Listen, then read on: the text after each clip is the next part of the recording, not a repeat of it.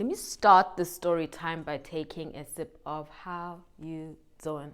Mm, mm, mm, mm, mm, mm, mm, mm, mm, mm. Because the story, child, like, woo. So Usindi is a very talented, smart young girl who comes from a family of privilege. Both her parents are surgeon, and it has afforded her a lifestyle that is well beyond what the majority of people are accustomed to. Usindi has had access to private clubs, private schools, and just another type of life. Okay, just another type of life. And from when she was young, she was always so clear she wanted to follow in her parents' footsteps and become a surgeon too. So when it was finally time for her to go and study, Cindy was like, guys, I'm going to Switzerland. I'm going to med school in Switzerland. And because of how intelligent she was, she got in. She got into the school, and her parents were so proud of her. And money wasn't an issue for them. So, of course, they were going to send her there because they wanted the best for their baby girl. Which parent doesn't? And so Cindy gets there. Now, the first 6 months in Switzerland were very tough. She comes from a very tight-knit family where everything is just about them. They're a unit. And, you know, she's super close to her mom. She loves her brother and her dad dearly, but her mom and her are best friends. So the first 6 months were very tough, and she survived on video calls, text messages, frequent emails, all of it, just to keep in touch with home. And her dad and brother would occasionally call her too. But by year 2, she was feeling a lot more comfortable and confident in, you know, her position and place at med school. She was really starting to blend in, and this was really starting to feel like home away from home. So one particular day, Cindy's making her way to one of her lectures when she locks eyes with this really gorgeous young French guy who happens to be a med student too. And they both look at each other like, wow, wow, wow. Cindy keeps walking, gets through the lecture, and now she's making her way down to the hall to get a cup of tea. When before she even goes around the corner, he's standing there. The guy she locked eyes with is standing there, and he puts his hand out and he says, "Hi, I'm Jean-Luc, but you can call me Jean. How you doing?" And Cindy's just like, whoa. She introduces herself as Cindy, and he's like, I can tell by your accent that you're not from here. And she's like, no, you're right, I'm from South Africa. But Cindy's traveled, very well traveled. So she's bilingual. She's able to talk to him in French and, you know, let him know, yeah, this is who I am. This is where I'm from. Who is you, boo? And he's like, okay. And he says, can I walk you down to get some tea? And she says, yes. And from that moment, the two are inseparable. This is their meet cute. This is how this very beautiful couple met. And from that moment, it turned into studying together, breaks together, going on dates, walking to class together, just doing the most as couples do. Cindy's so excited. She spends months telling her parents about this guy that she's met, about Jean, and how amazing he is and how comfortable he's making her feel and helping her with her studies and this, that, and the other. And the parents are very, very happy for her. I mean, again, the first year was not easy for her. So this was just really a good and refreshing difference to when she was there the first 6 months and just feeling very out of place. Eventually, her parents decide, let's go and visit Cindy. Let's go and pop up on her, and yeah, let's go and visit her in Switzerland. So they pack up, take a flight out to Switzerland, and they surprise her. Cindy is very, very clear. Now that my parents are in town, I want to introduce them to Jean. And Jean's parents happen to be in town too. So they said, they lived in Switzerland. So they were like, Jean was like, let's get our parents together. Let's all meet. And she agreed. And so did Cindy's parents. They wanted to know who was this person their daughter was spending so much time with. So the Dupont family decide to take them out for a dinner at an opulent 5-star restaurant in Switzerland. And of course, it's just polite conversations, smiles, compliments, laughter, just a really, really, really good, pleasant vibe. And Cindy's mom is so pleasantly surprised at how well-mannered Jean is. Now, remember, I told you, Cindy comes from a family of surgeons and they've done very well for themselves. But Jean, the Dupont family are on another level. I mean, on another level. These people know wealth like nothing we even understand. They live that life. And after dinner, Cindy's mom lets her know, I'm very happy for you, my child. You've met a very nice young man. He's very polite, very respectful. And your dad is also quite comfortable. For holidays, you must make sure you come back and meet us. And just focus on studying too. Focus on studying. Don't lose sight of why you're here. But he's a good guy. I'm not even going to front. He's a good guy. And she says, of course, Mama, I know why I'm here. I know what I want to do while I'm here. Definitely. I will not lose sight. I will not disappoint you and Dad. They then fly back out to SA. And a couple of months down the line, holidays are approaching. And the holidays are usually about 3 to 4 weeks. And Jean says to her, look, my family are inviting you for a week with us in the south of France. I would love, love, love if you could join us. And Cindy wants to go. Guys, who wouldn't want to go? I mean, again, you are now going to experience high society, high living, that how you doing type of living. Okay. And she said, of course, I just need to speak to my parents. And so she did. She spoke to her mom, who she begged to convince her dad to let her go. She was like, Mom, I'm going to come home for the rest of the holiday. I just want to be here for a week with them. And then I'll come home and spend the rest of my holidays there at home. Please, please, please let me go. And the mom was like, I'll speak to your dad. And eventually they agreed. And so now it's time for holiday break. Luc and Jean and Luc jump on a plane and first class to the south of France, to France. When they get there, one of their drivers is waiting to take them to Saint-Tropez and begin their holidays. That's where their holiday home is. So they get there and the mom is so happy to see her. Mrs. Dupont is so happy to see Cindy. So is the father. He really liked her. She's a very, very sweet young girl, very well mannered herself. I mean, she comes from a proper African family where they taught her, what's good. The house training, home training on a Hannet. So she gets there to this beautiful holiday home that is this spacious, exquisite mansion that has Persian rugs, marble tops, decor and furniture from all around the world. This open green garden, this fountain pool, exotic lighting fixtures. I mean, the whole 9 yards. It's that for them. Their holiday home is that. And she gets there and she's just like, wow. Now, this is the first time she gets that feeling like I'm definitely stepping into a different type of reality. I mean, where I come from, I have it good and I've seen and met really interesting people, but this is another type of level. When she gets there, she notices that she's not sleeping in the same room as Luc. And she's quite okay with that. She's quite happy because back home they wouldn't allow that either. So she's quite comfortable, and she goes into her own room. And Jean's brother, and I'm saying Jean and Luc because remember his name is Jean-Luc, so please don't get confused. I'm just going back and forth with it.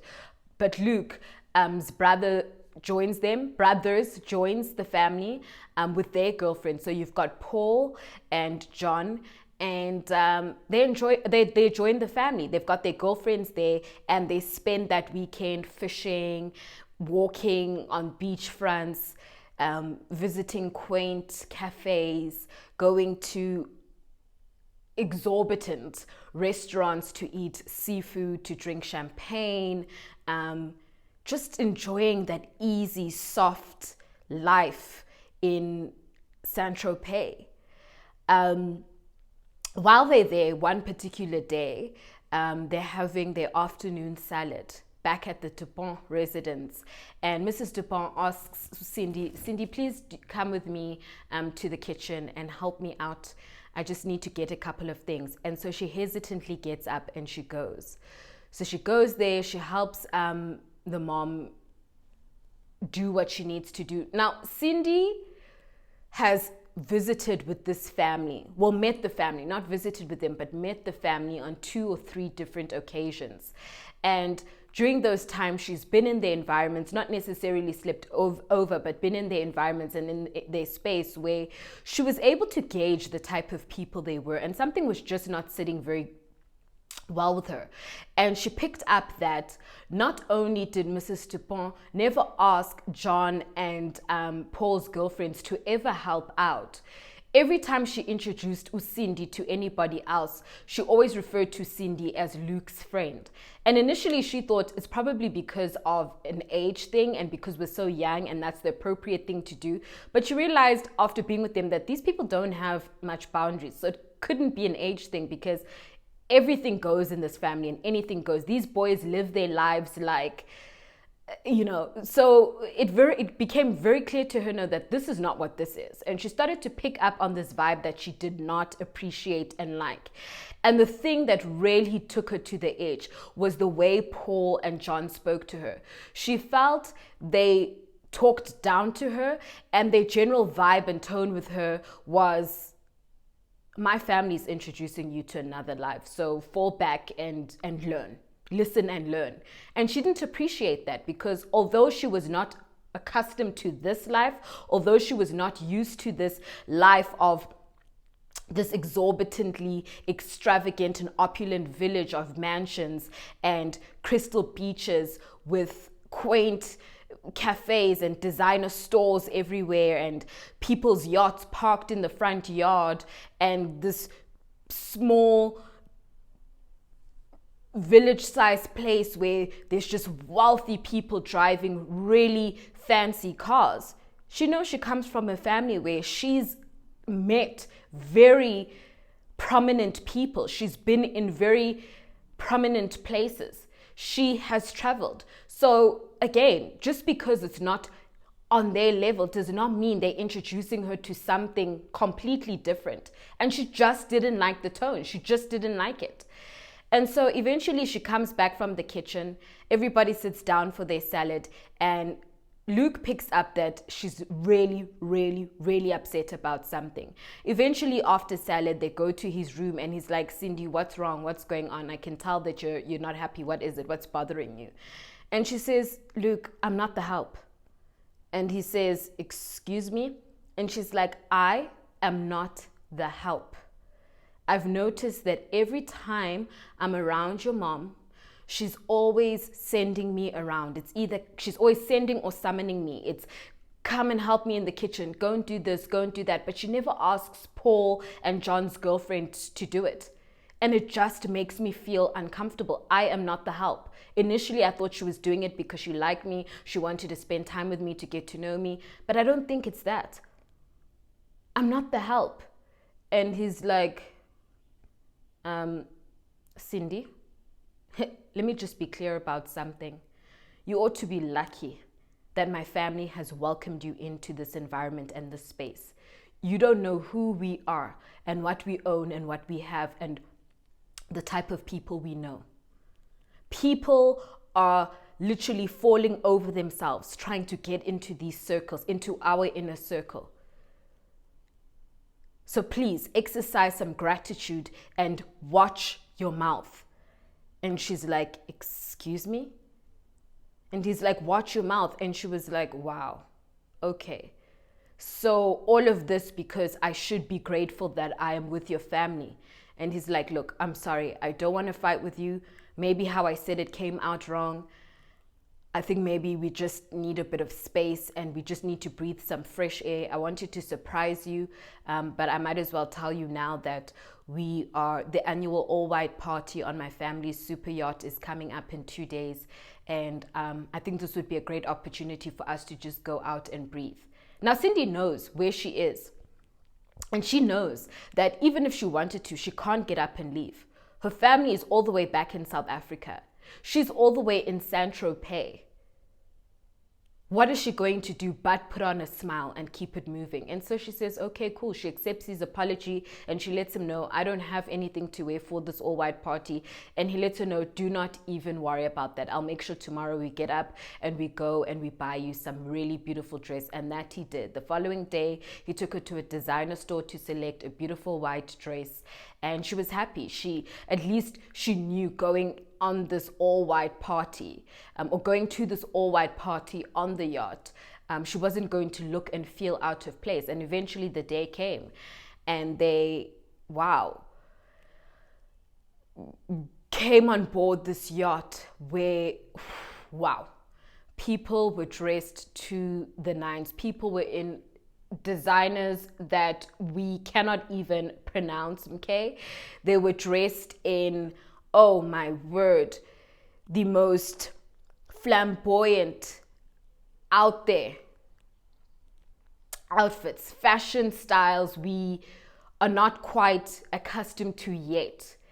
There was oyster bars, there was champagne flowing, champagne showers, there was cigars everywhere. As soon as you got on board, there was just this ambience and this vibe and this very deep sense of hospitality and just being catered to and being pampered and taken care of. There was wines, imported wines and whiskeys from around the world. Hello. Now this is the all-white party the Duponts are known for.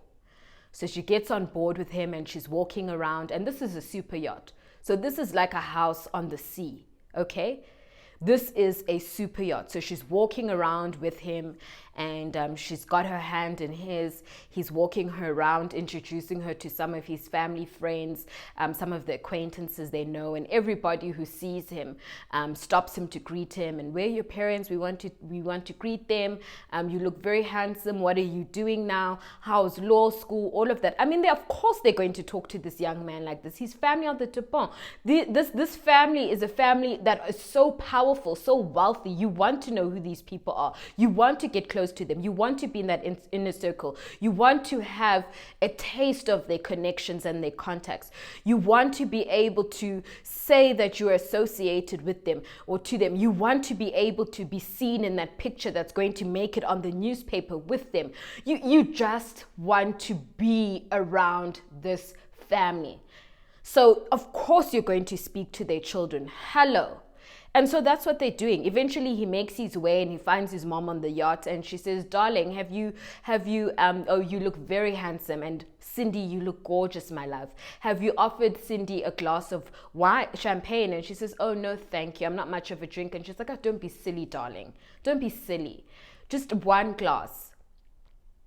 Go on, go along. Luke, go and get Cindy a glass and you guys enjoy this party. And she lets him know, Luke, darling, do behave yourself. And he says, yes, mother. And he walks off and he's holding her hand and he's like, let's go and get you a glass. And she's like, Luke, you really don't need to do that. You know I don't drink much. And he's like, well, that's even more of a reason for you to have a glass because you don't do it all the time.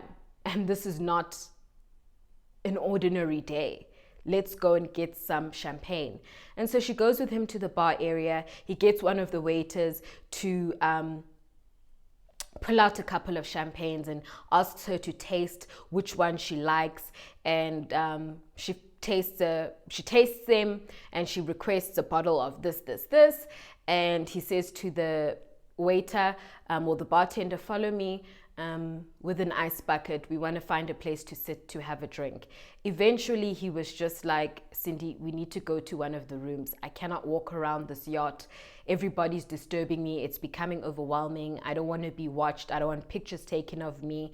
I mean, of course, listen, if you're on a yacht with this family, you're definitely going to try and sneak pictures. You're going to be here knowing that the family is standing behind you just so that you can be seen, just so that people know that you were at that party. And she says, okay, no, I understand. I mean, she could see it herself. Everybody was talking to him. Everybody would stop to talk to him or stop them to talk to him.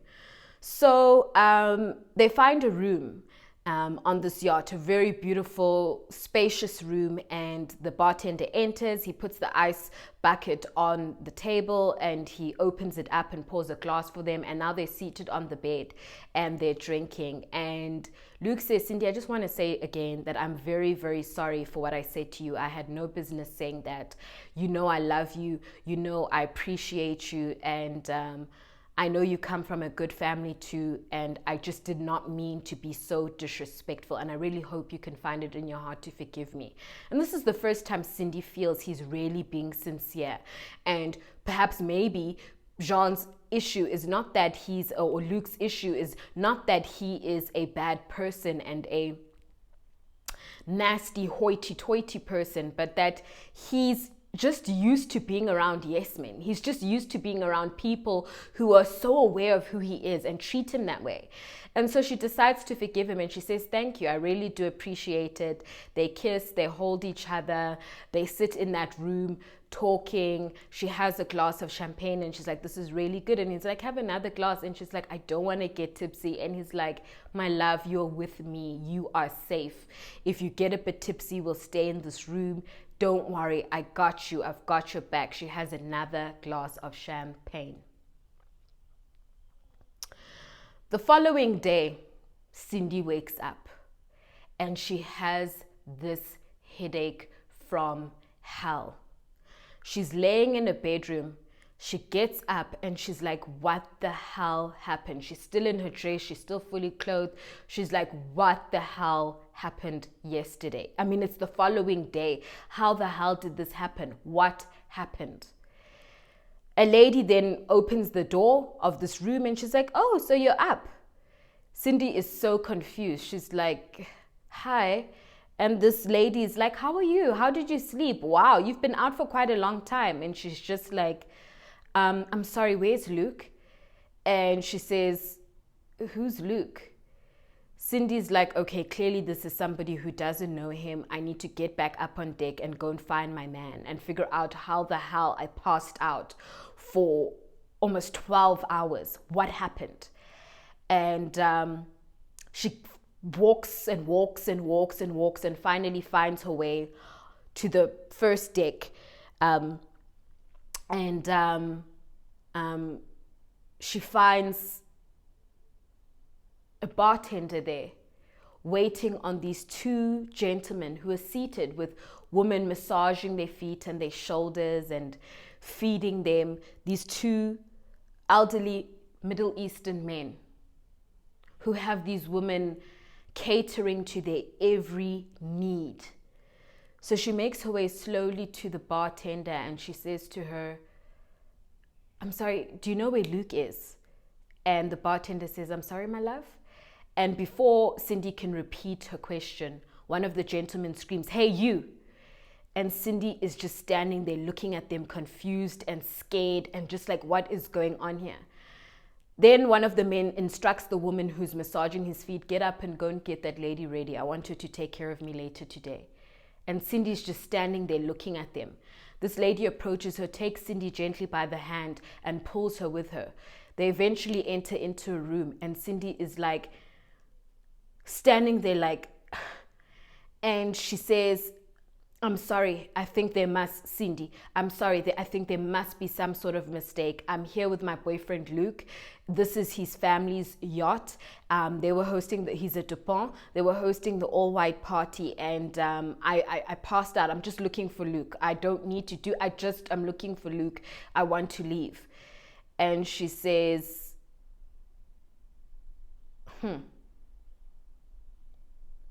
so you were dating one of those Dupont brothers? And she's like, excuse me? Cindy says, excuse me? And she says, one of the Dupont brothers. You were dating Luke? And she says, yes, Luke is my boyfriend. While Cindy is explaining this, this lady is gently undressing Cindy so that she can change her into a new set of clothes. And she says, my love, I don't know how else to tell you this, but Luke and his family are not on this yacht. This is not the Dupont yacht. They have long left. You are on a completely different yacht, traveling to a completely different location. And she's like, what do you mean? What do you mean? What are you talking about? And she's like, look, I'm just going to rip the bandage off. Those Dupont brothers are known for this. There's a couple of girls I've met who dated one of those brothers who have put them in this position. Whether they're in penthouse suites, on yachts, wherever it is, they wake up and the brothers are nowhere to be found, and they're here with these men taking care of them. And Luke left you. He's not on this yacht. His family is not on this yacht. Now, please put your arms down and don't talk too much. I need to get you dressed before they get upset. You really need to get dressed. Cindy's like, please just talk to me. I don't understand what's happening. And she says, you'll soon find out.